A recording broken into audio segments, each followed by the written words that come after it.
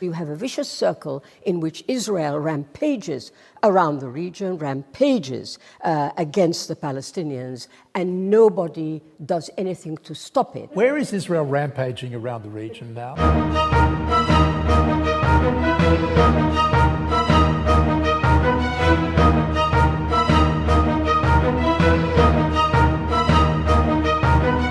Oh, really? So you think being in occupation of the Syrian Golan Heights, bombing Lebanon,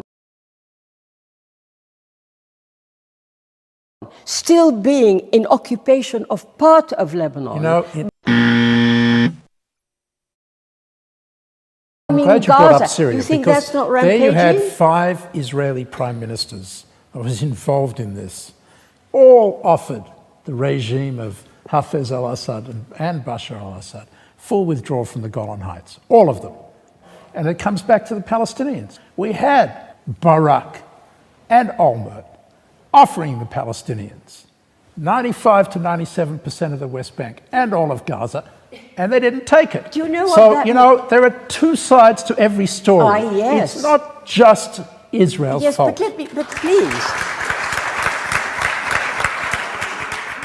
I'm glad you've got lots of friends here. But what I wanted to say to you is rather like, you know, you steal my wallet, which has, let's say, $100 in it, and then I come along and say, let's come to an agreement about this, and you say, fine, I'm going to offer you $60, I'll keep the 40. Now, aren't I generous?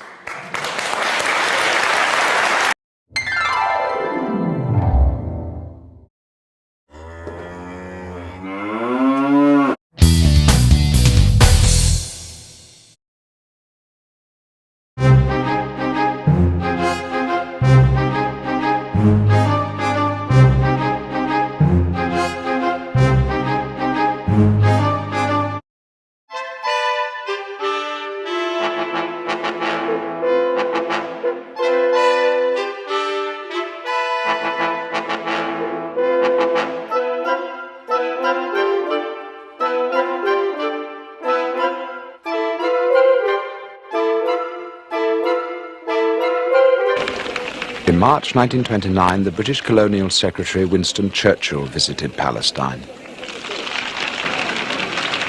He met with Jews and expressed deep sympathy for their aspirations, but the practical results of his visit caused them much regret. While in Jerusalem, Churchill met with the Hashemite Emir Abdallah and accorded him semi-independent rule over Transjordan. Churchill thus divided the Promised Land.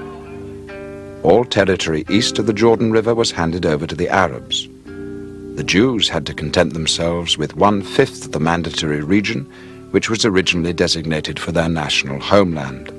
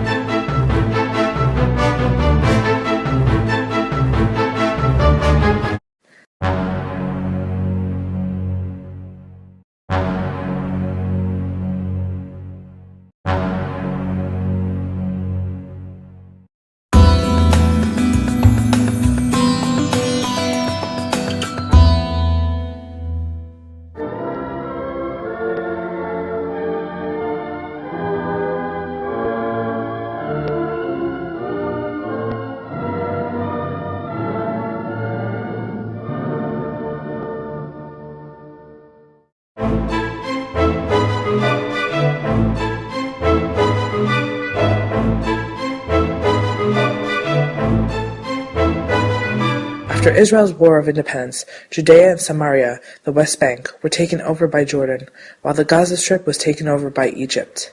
Between 1948 to 1967, the Arab people who called themselves the Palestinians didn't ask for independence in these territories, and no one in the world supported such an idea, neither in Arab nor Muslim countries nor Europe. What they did declare they wanted, however, was the destruction of Israel and the Jewish people. The PLO, the Palestine Liberation Organization, was founded in 1964. Yes, that's right, 3 years before the Six-Day War of 1967. The PLO was a terror organization with the declared goal of annihilating Israel. In the 1960s, Arab-Palestinian terror organizations were unscrupulous and used a wide range of terror tactics, attacking schools and massacring children, bombing buses, kidnapping and killing their passengers, using suicide bombers who detonated themselves in family restaurants, hotels, and malls, hijacking civilian airplanes decades before September 11, 2001, hijacking a cruise ship, Achille Lauro, massacring Israeli athletes during the Munich Olympic Games. Unfortunately, for over a century, Palestinian Arabs rejected any settlement offered to them that was based on the idea of two states for two peoples. From the early 1920s, the 1937 Peel Commission, the 1947 UN Partition Plan, and the 1967 offer that was answered with the infamous 3 no's of Khartoum, to the 2000 Clinton offer, the 2005 full disengagement from Gaza, and the 2008 Olmert offer. Just a partial list. The Arab Palestinians have proved again and again that more than they want independence, they want the destruction of Israel and the Jewish people.